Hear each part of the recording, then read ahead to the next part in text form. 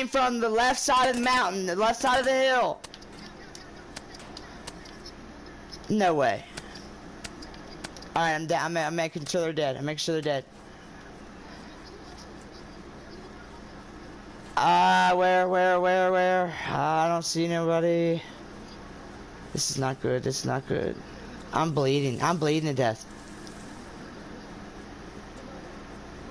Finish this guy. Alright. He's dead. Me. I got a big green backpack. I got a huge backpack on mine. There's a park in southern Manhattan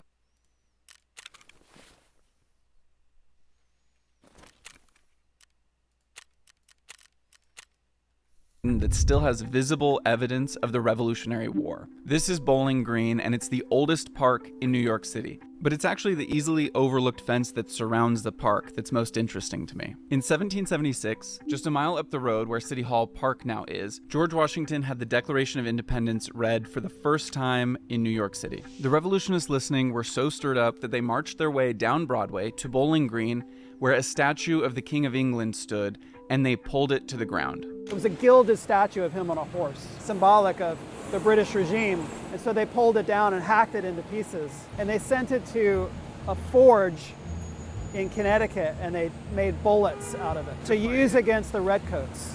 The fence that still stands was put in at the same time as that statue and had emblems to the English crown on it. So in addition to pulling down the statue, they also ripped off these emblems and left behind these jagged tops on the fence that you can still see. There's a park in southern Manhattan that... This gun is so quiet, and while I was zeroing it into this duck seal, it doesn't explode. So the squirrels were just sitting there like, what is this guy doing?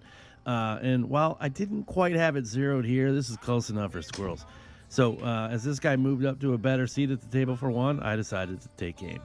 Just as I was about to pull the trigger, you could see it move, but instead of the ear, I caught him right at the back of the skull in that spot that's just the off switch with the 22 cal version of these frag exploding pellets, and boy oh boy did they do the rest. Oof.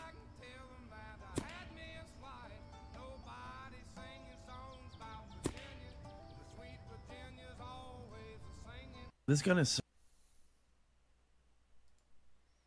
Car seats and bike helmets, once they have an incident, once they're used, they can't be used again. They can be, but they don't provide the same protection. If you've been in a crash, you're on your bike with a bike helmet and you fall off and you hit your head, you need a new helmet. One smack rule. Same with the car seat. You're going to want to replace the car seat. So let's say you're an adult wearing a bike helmet. You fall, you hit your head, but you're fine. You then ride your bike for another month using the same helmet, and then you fall and the helmet doesn't work. The manufacturer's going to say, yeah, we know. You were supposed to replace your helmet. In that instance, they're going to blame you, you're going to blame them, but that's the argument, right? With a child, whether it's a bike helmet or a car seat, if there's been one incident using that bike helmet, car seat, then the argument's going to be, hey, parent, you should have done this, so you're to blame for your child's injuries. And parent is going to say, hey, I'm not blamed, it's you. I mean, with car seats being so expensive, it's a big ask for a lot.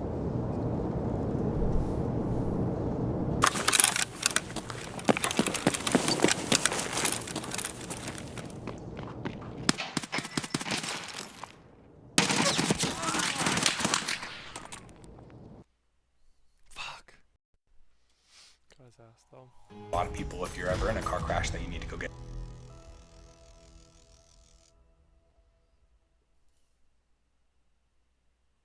They look chatted. Yeah.